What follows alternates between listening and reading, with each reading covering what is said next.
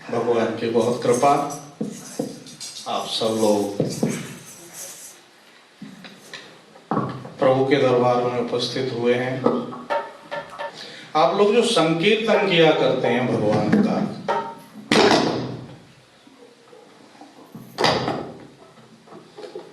जो नाम जप करते हैं, जो प्रभु स्मरण करते हैं, आप इसका महात्म्य जानते हैं? इसका महत्व क्या है?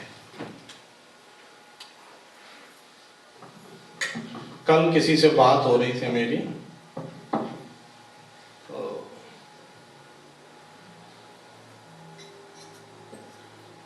वो देवी जी ने एक प्रश्न किया, शायद अभी यहाँ तो नहीं है, पर उन्होंने कहा बोले हमको भगवान का नाम जपने की जरूरत क्या है?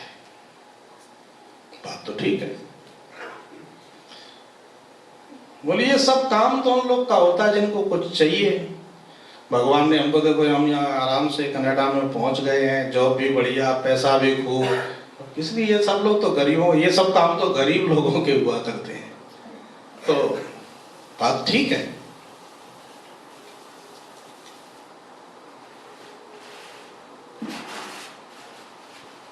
भगवान का नाम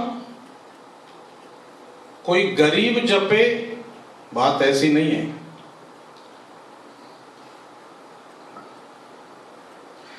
बल्कि भगवान का नाम जो न जपे उससे बड़ा गरीब कोई दुनिया में नहीं है। क्योंकि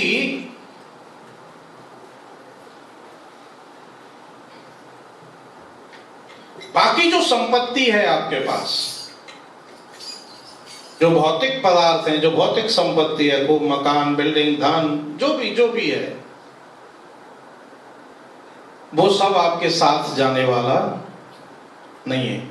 एक श्लोक आता है, धनानि भूमौ पशवश्च गोष्ठे नारी गृहे द्वार सखा श्मशाने देहश्चितायाम परलोक मार्गे धर्मानुगो गच्छति जीव एका।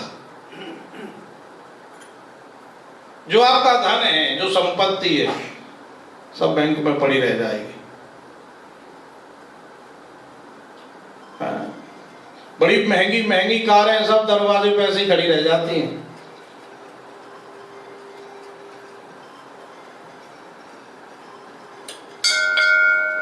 जितनी भी महंगी कार हो, आपको पता है, मैंने तो किसी व्यक्ति को, ऐसा बहुत धनाढ्य व्यक्ति था वो, और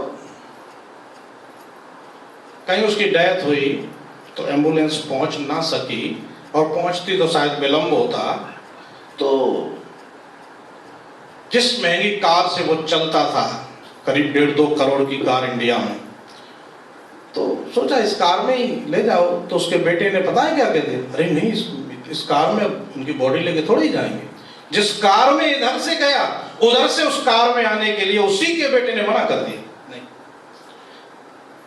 इसके लिए तो वही एम्बुलेंस आएगी। मतलब क्या, जिस संपत्ति को हम अपनी मान करके भगवान के नाम को छोटा समझ रहे हैं,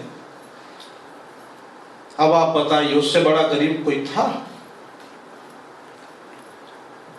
उसी के बेटे ने उसी की कार में उसका सब रखने से मना कर दिया। ये संसार की सच्चाई है। तो धनानि भूमौ पशवश्च गोष्ठे, ये सब कारवार सब बेकार है।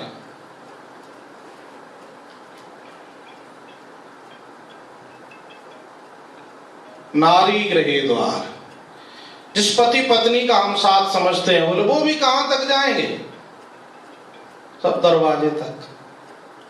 सखा श्मशाने, मित्र जन इष्ट जन जो कहां तक जाते हैं, बोले शमशान तक चले जाएंगे, बहुत ज्यादा फुर्सत निकालेंगे तो। और तो और ये शरीर कहां तक जाएगा, तो कहते हैं देहश्चितायाम, ये शरीर हमारा चिता तक जाएगा। देहश्चितायाम परलोक मार्ग, यहां से हमारी अपनी यात्रा प्रारंभ होती है।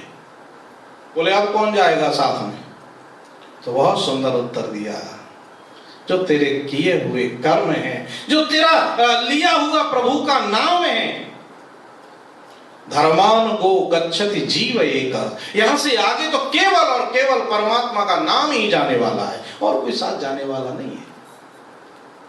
तो मैं निवेदन, ये हमारे पास ऐश्वर्य है, धन है, संपत्ति है, भौतिक सुविधाएं हैं, इसका मतलब ये नहीं है कि हम भगवान का नाम लेने की जरूरत नहीं है।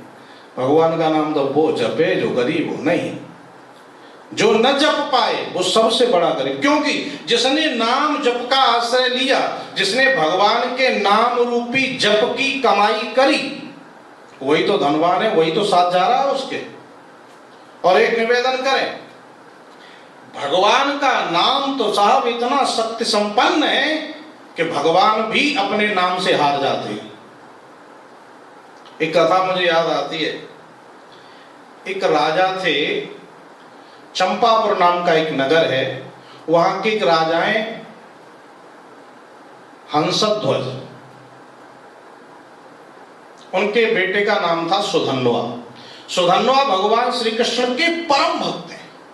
हर समय भगवान नाम का स्मरण करते रहते हैं। तो उस समय का प्रसंग है जब पांडवों ने राजसूय यज्ञ किया, तो राजसूय यज्ञ में वो घोड़ा छोड़ा जाता है, और वो घोड़ा जब छोड़ा जाए तो जिस राज्य में भी जाए वहां का राजा अगर उस घोड़े की पूजा करके आरती उतार देता है तो समझो वो वहां का राजा उसके अधीन हो गया, और अगर घोड़े को पकड़ लेता है तो उसको युद्ध करना पड़ेगा जिसने घोड़ा छोड़ा है उससे। तो पांडवों ने घोड़ा छोड़ा। महाराज युधिष्ठिर का घोड़ा जब चंपापुर में गया तो राजा के हंसध्वज के गुप्तचरों ने आकर के सूचना दी, महाराज हमारे राज्य की सीमा में धर्मराज युधिष्ठिर का घोड़ा आया, उन्होंने घोड़ा छोड़ा है राजसूय यज्ञ के लिए। हंसध्वज राजा बड़ा भक्त था भगवान का, उसके मन में बड़ी प्रसन्नता हुई, अरे ये तो बड़ी खुशी की बात है कि हमारे राज्य में पांडवों का घोड़ा आया, उसकी तो आरती पूजा करनी चाहिए। और देखो पांडव तो भगवान श्री कृष्ण के भक्त हैं, तो भगवान श्री कृष्ण भी आए होंगे। गुप्तचर बोले ऐसा तो हमें कुछ नहीं दिखाई दिया, भगवान तो वहां नहीं है। क्या भगवान नहीं है? हंसध्वज बोला तो चलो फिर ऐसी कुछ क्रिया करें जिससे भगवान को आना पड़े। ऐसा क्या करें? बोले उस घोड़े को पकड़ लो। महाराज अगर घोड़ा पकड़ेंगे तो पांडवों से युद्ध करना पड़ेगा। बोले कोई बात नहीं, युद्ध करना पड़ेगा तो क्या हुआ, युद्ध करेंगे। लेकिन आप पांडवों से लड़ना चाहते हैं? बोले पांडवों से इसलिए नहीं लड़ना चाहते कि हमें पांडवों को हराना है।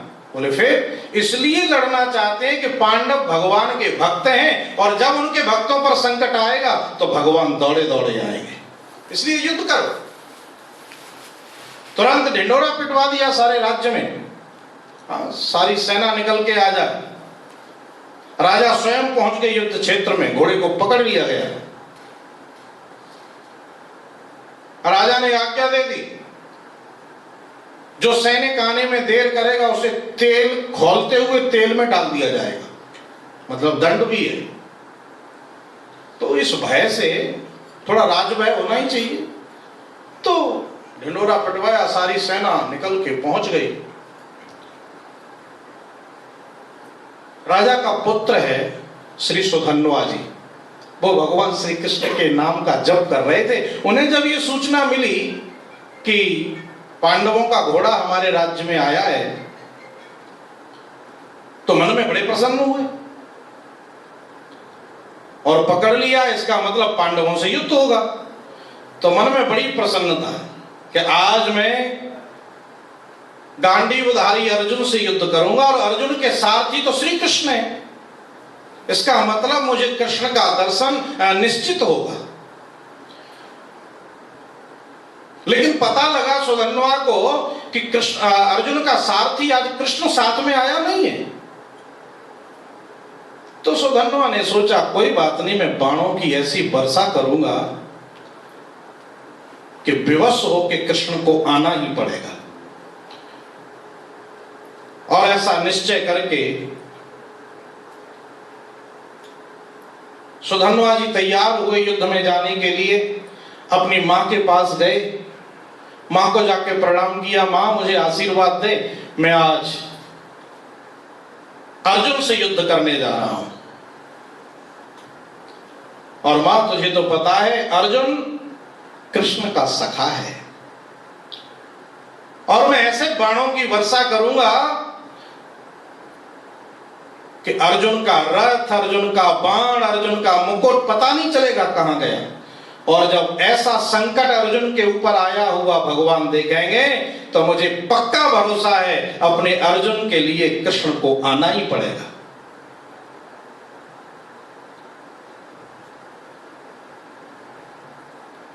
तो मैं, और ऐसा नहीं कि मैं कृष्ण को देख करके हथियार छोड़ दूंगा, मैं कृष्ण की भी 101 बाणों से पूजा करूंगा,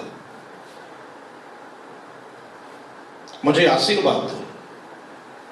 मां कहती है बेटा तेरा मनोरथ सफल हो, मेरा आशीर्वाद है। लेकिन एक बात कहूं, मेरा ये आशीर्वाद तब सफल होगा जब अर्जुन को पीठ नहीं दिखाएगा। तो मुझे पता है कि तू वापिस नहीं आएगा मेरे पास, लेकिन अगर मरना भी हो तो कृष्ण की तरफ आंखें करके अपनी मृत्यु को प्राप्त होना, पीठ मत दिखाना। और तू अगर लौट के आ भी गया तो मैं तो मिलूंगी नहीं। क्यों ना? तू क्यों नहीं मिलेगी? क्योंकि तुझे पता नहीं कि कृष्ण के दर्शन एक बार जिसको हो जाए उसकी 21 पीढ़ियों का उद्धार तो वैसे ही हो जाता है। मैं तो तेरी माँ हूं, तू आएगा तब तक मैं तो कृष्ण लोक में जा चुकी होंगी। मां का आशीर्वाद लिया, जाने को सुधन्वा जी तैयार हुए। इतने में बाहर बहन थाली में आरती सजा करके बहन खड़ी मिल गई। भाई तुम जा रहे हो? हाँ बहन, मैं टीका करना चाहती हूं। सुधन्वा का टीका किया, आरती उतारी। जैसे ही आगे बढ़े तो उसकी पत्नी मिल गई। पत्नी हाथ जोड़ के खड़ी है। सुधन्वा जी को लगा ये कोई बाधा उपस्थित करने के लिए तो नहीं आ गई। तो सुधन्वा जी पहले से ही कहते हैं, देखो आज मैं पांडवों से, अर्जुन से युद्ध करने जा रहा हूं, भगवान श्री कृष्ण का दर्शन होगा। उसकी पत्नी बोली, नाथ आप कृष्ण दर्शन के लिए जाएं, वैसे भी मैं छत्राणी हूं, कोई भी छत्राणी अपने पति को युद्ध से रोका नहीं करती, लेकिन मेरा एक निवेदन है, क्या आप कृष्ण के सखा अर्जुन से युद्ध करने जा रहे हैं, मुझे पक्का भरोसा है कि आप लौटेंगे तो नहीं, और इस बात का मुझे कोई दुख नहीं है।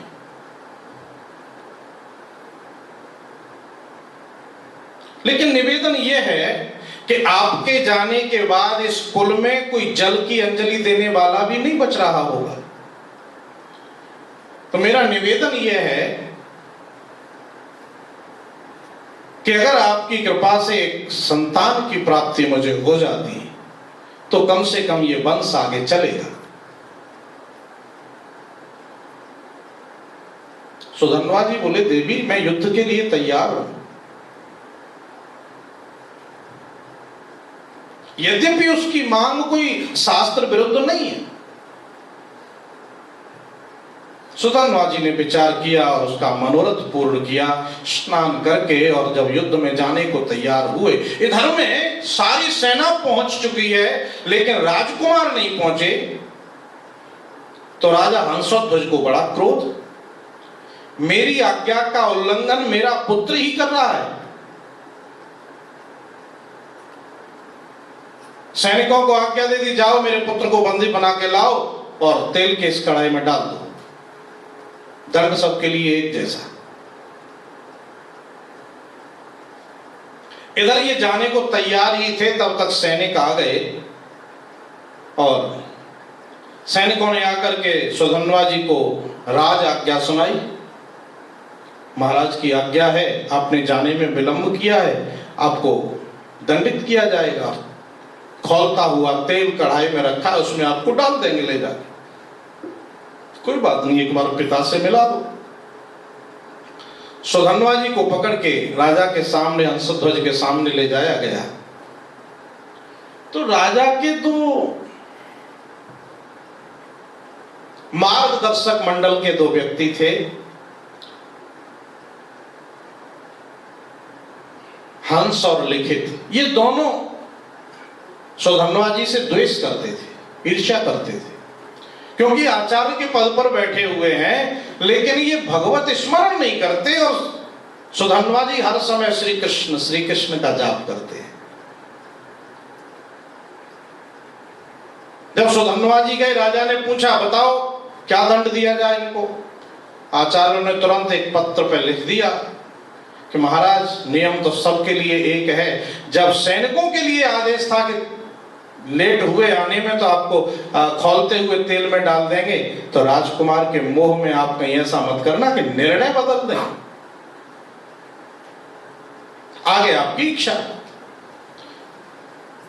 जब राजा ने आचार्यों का वो पत्र पढ़ा, आज्ञा दे दी, डाल दो इस कढ़ाई में। खौलते हुए तेल में सुधन्वा जी को डाल दिया। सुधन्वा को मरने का दुख नहीं है, सुधन्वा सोच रहे हैं मैं मर जाऊं इस बात की कोई चिंता नहीं, मरना तो है ही, लेकिन मैं एक वीरों की भांति मृत्यु को नहीं प्राप्त हो पाऊंगा। और अपने कृष्ण से प्रार्थना की, हे गोविंद, तुमने मुझे युद्ध का मौका भी नहीं दिया। क्या इतना डर गए कि अपने सखा अर्जुन से युद्ध करने का अवसर भी नहीं दे पाए?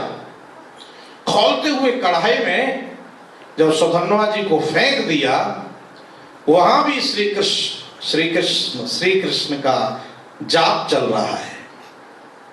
एक निवेदन करें, वो जो खौलता हुआ तेल था वो तो ऐसा लग रहा है सुधन्वा को कि ठंडा ठंडा पानी किसी ने डाल दिया इसमें, कोई कष्ट नहीं हो रहा। उस तेल के अंदर भी आवाज आ रही है, जय श्री कृष्ण जय श्री कृष्ण जय श्री कृष्ण जय श्री कृष्ण।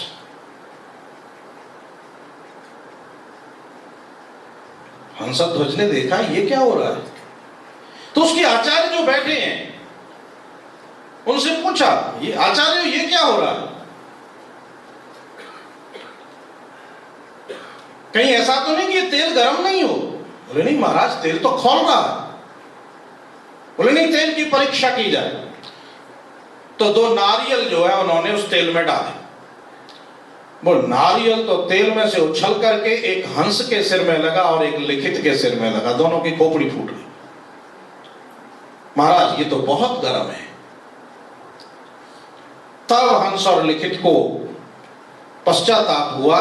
बोले नहीं, ये श्री कृष्ण के नाम के स्मरण का प्रभाव है कि खौलता हुआ तेल इस सुधन्वा का कुछ बिगाड़ नहीं रहा। सुधन्वा को तेल में से बाहर खींच लिया। क्षमा याचना करें।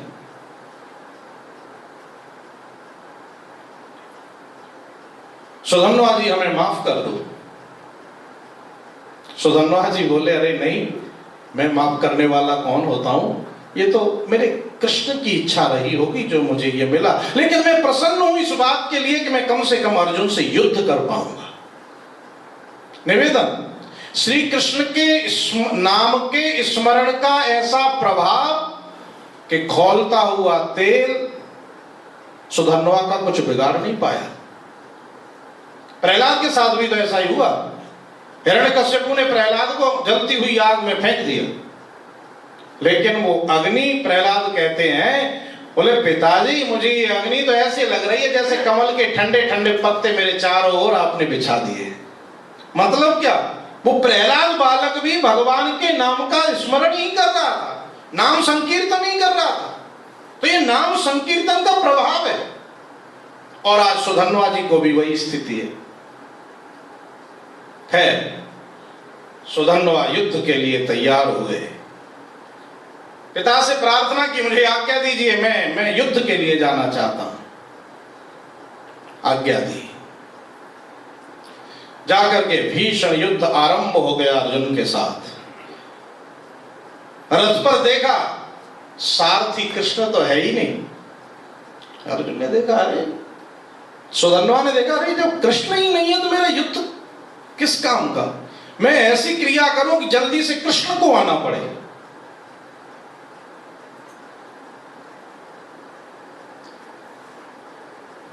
धनुष पर प्रत्यंचा चढ़ाई अर्जुन के सामने, सुधन्वा खड़े हो गए।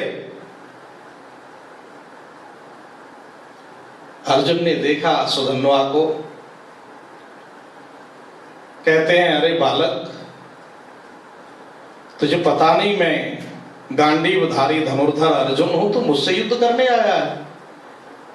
सुधन्वा जी बोले, अरे अर्जुन, तुम वीर हो, वीरों की भांति युद्ध करो।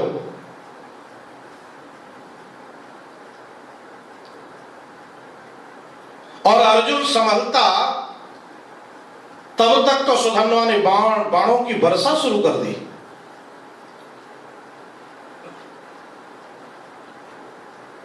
अर्जुन के हाथ में जो धनुष लगा हुआ है, धनुष को काट दिया। अर्जुन सावधान हुआ। अर्जुन ने फिर धनुष पर बाण चढ़ाने के लिए प्रत्यंचा खींची, तब तक तो 100 बाण छोड़ दिए सुधन्वा ने, और अर्जुन के वो धनुष भी काट दिया। और एक बाण ऐसा छोड़ा कि रथ भी घूम करके 100 हाथ पीछे जाकर के गिरा। अब अर्जुन सावधान हुआ, ये नन्हा सा बालक। तो सुधन्वा को हंसी आ गई, अरे गांडीवधारी अर्जुन, आप तो मुझे बालक समझ रहे थे, आप तो मुझे बालक कह रहे थे युद्ध से पहले।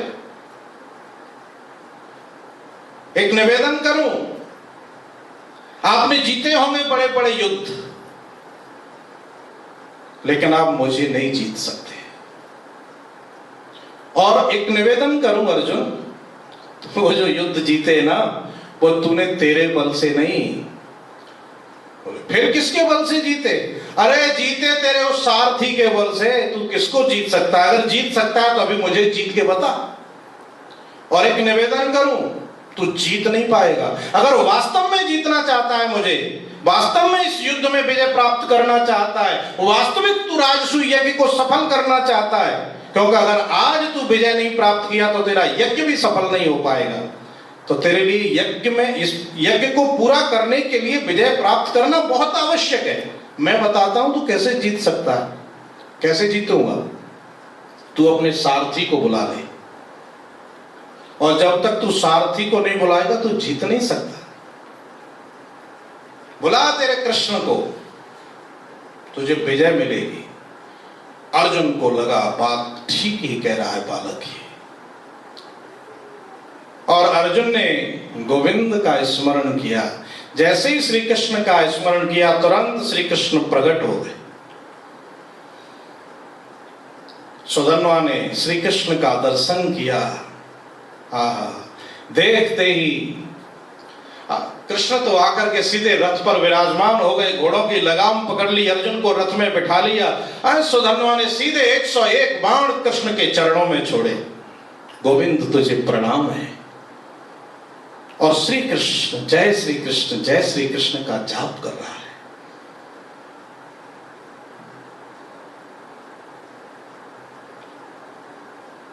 भगवान की भी क्या परिस्थिति रही होगी साहब। एक ओर तो उसका नाम जापक सामने खड़ा है, और एक ओर उसका सखा, उसका मित्र, जिसकी रक्षा की प्रतिज्ञा भगवान ले चुके हैं, जिसके राजसूय यज्ञ को सफल करने की संकल्प लेकर के बैठे हैं, उसको रथ में बिठाए हुए हैं।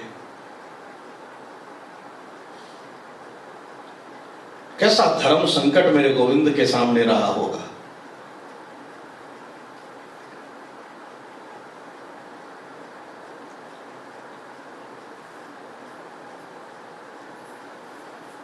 सुधन्वा जी कहते हैं, प्रभु मैं बहुत प्रसन्न हूं, लेकिन आज आपके ऐसा मत सोच लेना कि आप आ गए तो मैं आपके इस मित्र को, सखा को, इस अर्जुन को ऐसे ही छोड़ दूंगा। मैं हार मानने वाला नहीं हूं। अगर इसको विजय चाहिए तो इसको युद्ध में मुझे मारना ही पड़ेगा। इसको कहो मेरे से युद्ध करे।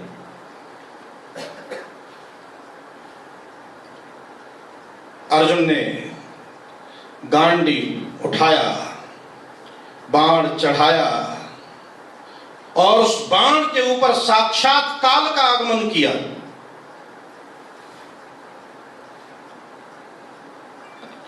भगवान से कहा, प्रभु आप भी अपनी शक्ति इसमें लगा दीजिए। और अर्जुन जैसे ही बाण छोड़ता है, सुधन्वा ने सामने से जय श्री कृष्ण का स्मरण करते हुए बाण छोड़ा। उसका वो बाण, उसका वो धनुष, वो बाण कट के टुकड़े टुकड़े हो गए। और एक बाण फिर अर्जुन के रथ में सुधन्वा ने छोड़ा। वो बाण फिर वो रथ, उस बाण से वो रथ फिर 100 हाथ पीछे जाकर के गिरा। भगवान के मुंह से निकल गया, वाह सुधन्वा वाह, तेरे जैसा वीर। अर्जुन थोड़ा टेढ़ा टेढ़ा देखने लगा। वाह प्रभु, सारथी मेरे, प्रशंसा दुश्मन की। भगवान बोले, तू जानता नहीं, मैं सारे ब्रह्मांड का बोझा लेकर के तेरे रथ पर बैठा हुआ हूं, फिर भी तेरा रथ 100 हाथ पीछे इस सुधन्वा ने फेंक दिया। अगर मैं ना होता तो तेरे रथ का क्या होता।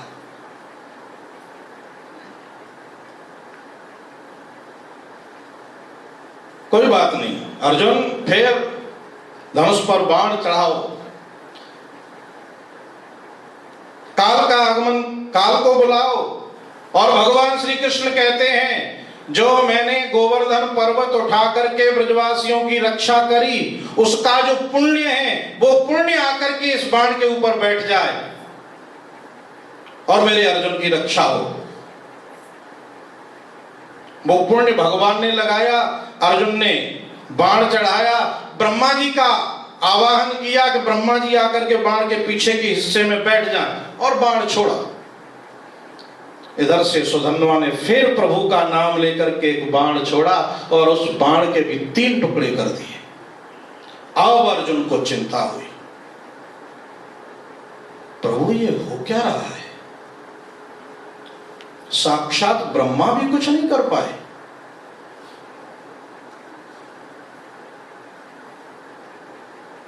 ये हो क्या रहा है? ये 3 टुकड़े कर दिया। भगवान कहते हैं अर्जुन कोई बात नहीं। और वो 3 टुकड़े होकर के चारों ओर घूम रहे हैं। लेकिन सामने से सुधन्वा बोला, अर्जुन अब तुझे घबराने की आवश्यकता नहीं, मैंने 3 टुकड़े जरूर कर दिए हैं, लेकिन साक्षात ब्रह्मा बैठे हैं यहां पर, तो व्यर्थ तो नहीं जाएगा ये बाण। और वो बाण के टुकड़े ही घूमते हुए गए, सुधन्वा का सिर काटा और ला करके प्रभु के चरणों में गिरा दिया उस टुकड़े ने। भगवान अर्जुन से बोले, अर्जुन तुझे पता है ये सब क्यों हुआ? क्यों हुआ? बोले मेरे पर्वत के उठाने का पुण्य भी, जिस पर्वत को मैंने 7 दिन 7 रात्रि तक उंगली पर धारण किया, ब्रजवासियों को बचाया, वो पुण्य भी इस नाम जप के सामने फीका पड़ गया। ब्रह्मा जी की शक्ति भी इस नाम के प्रताप के सामने कमजोर पड़ गई। और बताऊं अर्जुन, मेरे नाम के स्मरण का जो प्रताप है उसके सामने तो मैं स्वयं कमजोर पड़ जाया करता हूं। इसका मतलब क्या कि हम जो भगवान का नाम जप करते हैं, भगवान का नाम संकीर्तन करते हैं, वो कोई भी माध्यम हो, आप भजनों के माध्यम से, कीर्तन के माध्यम से, जप के माध्यम से जो भी भगवत स्मरण करते हैं, उसका प्रताप तो ऐसा है कि भगवान भी उसके सामने कमजोर पड़ जाते हैं। बड़े बड़े योद्धा जिस अर्जुन के सामने टिक नहीं पाते, वह छोटा सा बालक सुधन्वा भगवान के पुण्य को भी फीका बना देता है। तो मतलब ये कि भगवान का जो नाम स्मरण है वो हमारे जीवन में हमेशा रहना चाहिए, हर पल रहना चाहिए। हम कुछ जानते हैं तो वैसे प्रार्थना करें प्रभु की, अगर कुछ भी नहीं जानते कोई बात नहीं, राम राम श्याम श्याम कौन नहीं जानता, जपो जैसे जप पाते। कोई विधि आती है तो विधि से जपें, कोई विधि नहीं आती तो कोई बात नहीं, राम राम। आप काम पे जा रहे हो, गाड़ी चला रहे हो, बस वही स्मरण करते जाओ। इसीलिए तुलसीदास जी ने कहा, भाव को भाव अनख आलसहु, नाम जपत मंगल दिस दसहु। भाव से जपो, बिना भाव के जपो, आसन लगा के जपो, बिना आसन के जपो, नहा धो के जपो, बिना नहाए धोए जपो। अगर बैठ के जपो तो ठीक है, नहीं तो बिस्तर में ही जपो, कोई बात नहीं। ऐसा मत सोचना सुबह नहाएंगे तो भगवान का नाम जपेंगे। कई लोगों के ऊपर बड़ी कृपा होती है, संडे को ही नहाते हैं बेचारे, तो क्या 7 दिन नाम नहीं जपें? जिस भाव में हो, जिस अवस्था में हो, जैसे हो वैसे जपो। आते जपो, जाते जपो, खाते जपो, पीते जपो। कोई प्रभु के नाम के लिए क्या नियम चाहिए? मुझे लगता है कि ऐसी कथाओं से ही फिर किसी ने लिखा होगा कि प्रभु से बड़ा प्रभु का नाम।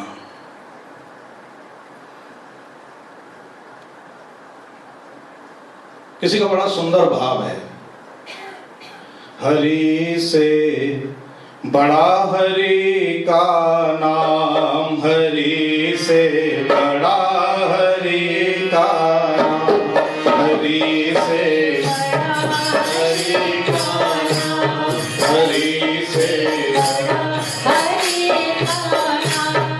हरि से बड़ा हरि का नाम, हरि से बड़ा हरि का नाम, प्रभु से बड़ा प्रभु का नाम, प्रभु से बड़ा प्रभु का नाम।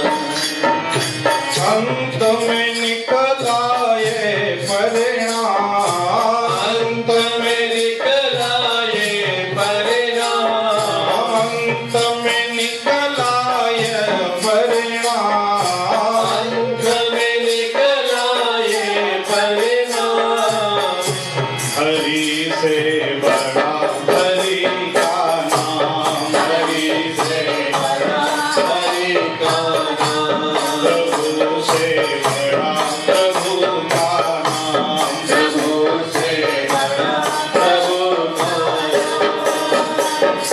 अंत में निकला ये परिणाम, अंत में निकला ये परिणाम, अंत में निकला यह परिणाम, अंत में निकला ये परिणाम।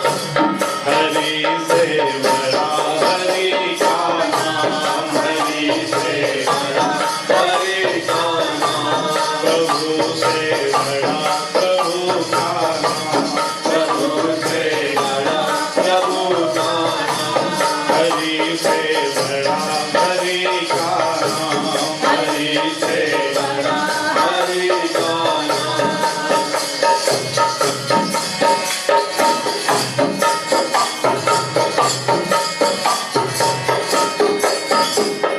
सुमिरिय नाम रूप बिनु देखे, सुमिरिय नाम रूप बिनु देखे, सुमिरिय नाम रूप बिनु देखे।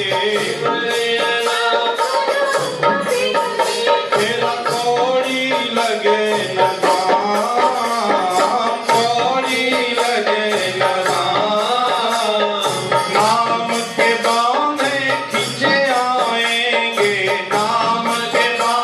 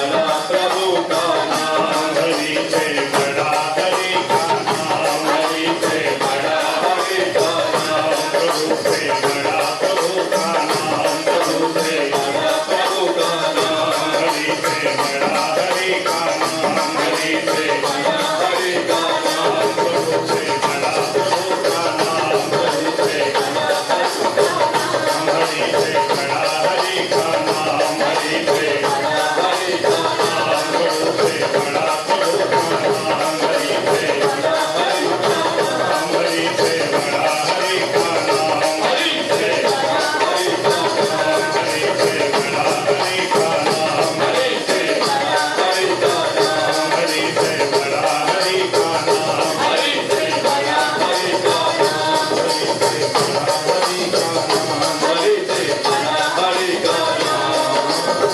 रामचंद्र भगवान की जय।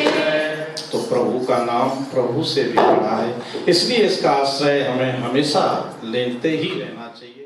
जीवन धन राधा